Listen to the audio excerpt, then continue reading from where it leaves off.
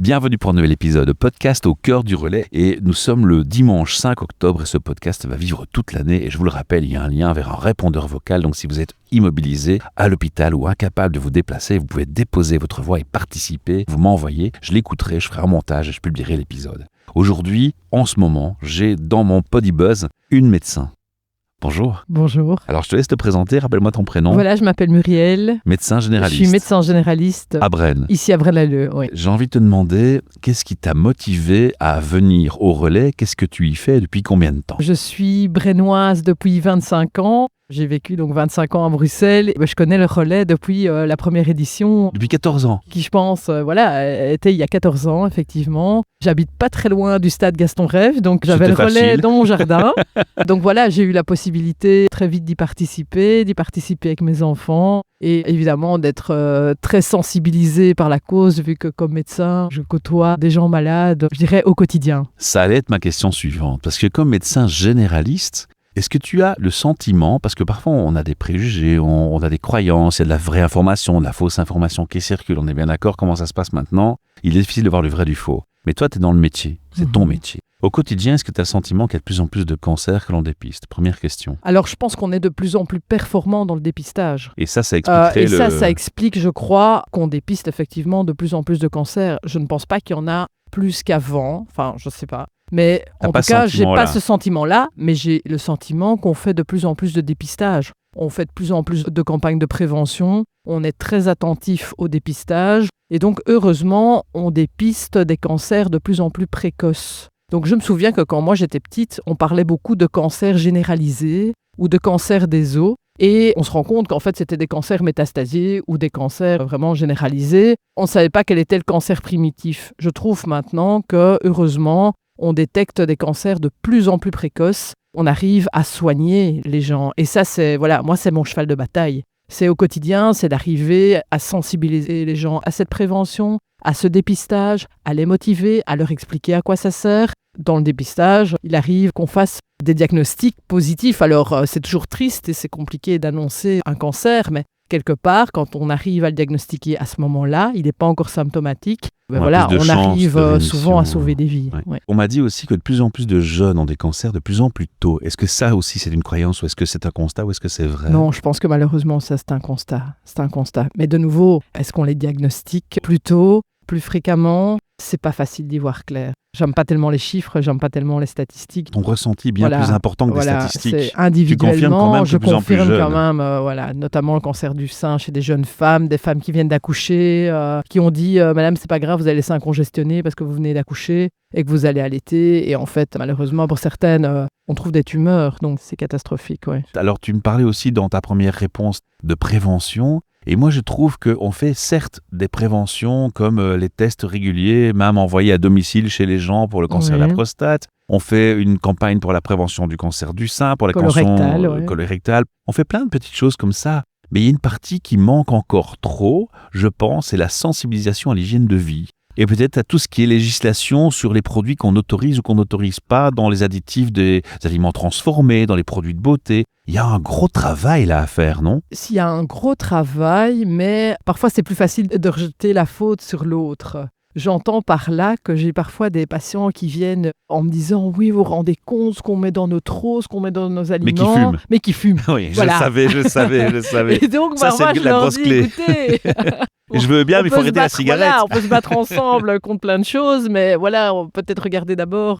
si on arrêtait quand même. Parce que, mais non, mais ça, c'est pas si important que ça. Si, je vous garantis que voilà. Le reste n'est qu'une question de concentration. Et là, on tombe déjà dans un piège. Voilà. Il n'y a pas que la cigarette, il y a l'alcool. L'alcool qui, pour moi, est un fléau peut-être encore pire actuellement que la cigarette. Parce qu'il fait des dégâts dans la famille. Tout à fait. Et on ne met pas sur les bouteilles d'alcool ceci nuit aggravant à la famille et à la santé. Voilà. On pourrait faire un podcast sur l'alcool et sur les mésusages de l'alcool. C'est pas le sujet, mais je voulais faire le clin d'œil. Et qui est pourvoyeur de cancer aussi, évidemment.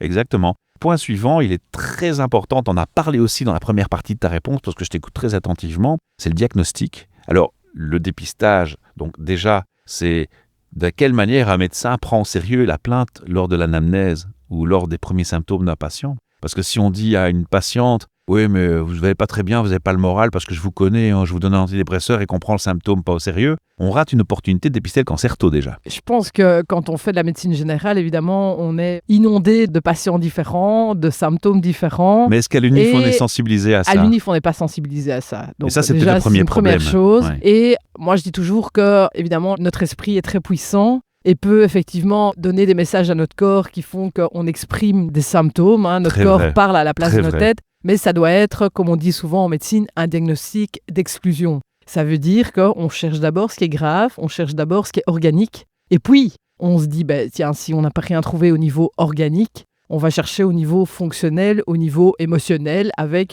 une expression organique. Je pense à quelqu'un qui a de la diarrhée. Alors on peut lui dire, mais c'est parce que tu es stressé. Chaque fois que tu es stressé, tu as de la diarrhée. Mais il faut d'abord exclure qu'il n'ait pas une tumeur intestinale avant de lui dire que c'est parce qu'il est stressé qu'il a de la diarrhée. C'est la même chose pour des maux de tête, c'est la même chose. Enfin, il y a plein de symptômes. Ce que j'entends, c'est un schéma en fonctionnement entonnoir, et que dans ce fonctionnement d'entonnoir, s'il est mal réglé, on fait des mauvais choix. Voilà, tout à fait. C'est l'art de la médecine, c'est pour ça que c'est pas une science exacte non plus, et qu'on nous apprend à faire des diagnostics différentiels. Alors, tu te rappelles du serment d'Hippocrate, hein. Il y a plein de choses. Il y a longtemps pour moi, mais... ouais, mais il y a longtemps pour beaucoup de médecins.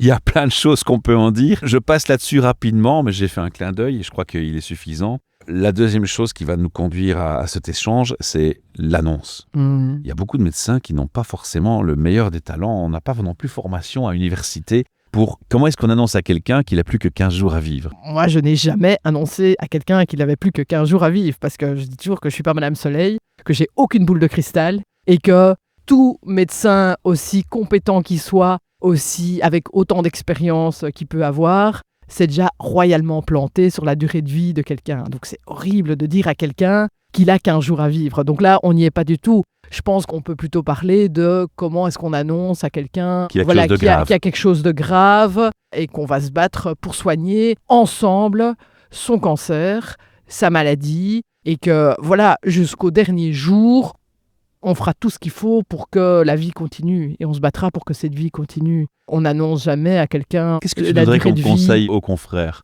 La meilleure façon de communiquer un résultat grave, ce serait quoi, toi, en tant que généraliste? Convoquer les gens. On ne donne jamais un diagnostic grave au téléphone ou dans un courrier. Qui me paraît évident. Ça paraît évident, mais c'est en pratique pas toujours évident. C'est vrai? Justement, oui, malheureusement. On en est à ce stade. On a la richesse comme généraliste de connaître nos patients. Ça aussi, c'est un point. Ça aussi, c'est super important. Et donc, quelque part, on est les mieux placés pour annoncer ces mauvaises nouvelles. Est-ce qu'une solution ne serait pas que les spécialistes, oncologues et médecins qui ont le diagnostic de résultats graves fassent finalement appel au recours aux médecins de famille pour communiquer? Est-ce que ce serait une surcharge pour vous? Oui, c'est une grosse surcharge pour nous et c'est une surcharge émotionnelle aussi. Mais je trouve que c'est là qu'on a notre rôle. Ce serait tout à fait pertinent. Ce serait une solution. Ce serait une solution. Bon, on espère qu'on nous entende. Comment est-ce que tu accompagnes les patients et leurs proches au quotidien? Et notamment quand ils ont des cancers? J'essaie d'être toujours joignable. J'essaie d'être très disponible, aussi bien pour des questions médicales que des questions pratiques, que des surcharges d'émotions. Voilà, je reste très très disponible. Ils ont toujours mon GSM et ils savent qu'ils peuvent m'appeler dès qu'ils en ont besoin. C'est une disponibilité, c'est le côté... Je leur dis toujours qu'on forme une équipe, en fait. On est là pour se battre ensemble et je peux être là pour leur apporter du confort au quotidien, des réponses pratiques à des petites questions, parfois qui n'ont peut-être rien à voir avec leurs problèmes de santé, mais parfois un problème administratif, un certificat qu'ils galèrent à avoir, un document pour la mutuelle, un petit coup de fil à passer. Voilà, ça fait la différence. J'ai à cœur, c'est ça, de leur faciliter la vie, de leur alléger la vie, quoi. Et ça, je trouve que quand je participe comme ça à leur maladie et à leur vie, en fait, j'ai l'impression de bien faire mon boulot. J'ai envie de dire bravo, docteur. Merci. On va continuer un peu à l'interview sur un autre sujet. Comment tu vois l'action du relais pour la vie? Alors, pour moi, le relais pour la vie, c'est une vitrine du cancer, de la maladie. Donc, montrer à tout le monde qu'en fait, ça peut vraiment toucher tout le monde.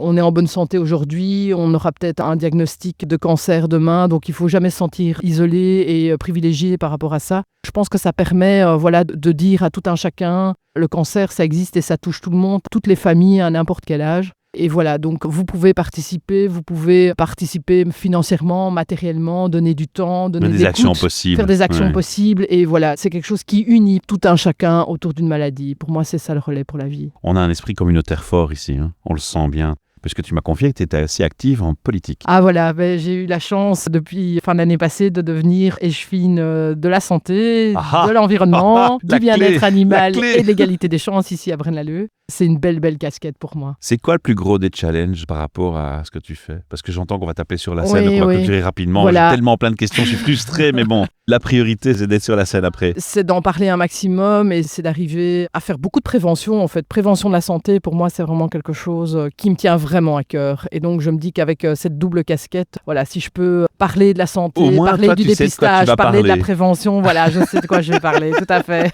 Écoute, je ne vais pas te retenir, je sais qu'on t'attend sur la scène. Mais je voudrais te féliciter, te remercier. Merci. Et puis je crois que le Relais pour la vie a une bonne alliée en ta présence. C'est super gentil. Merci beaucoup. Merci.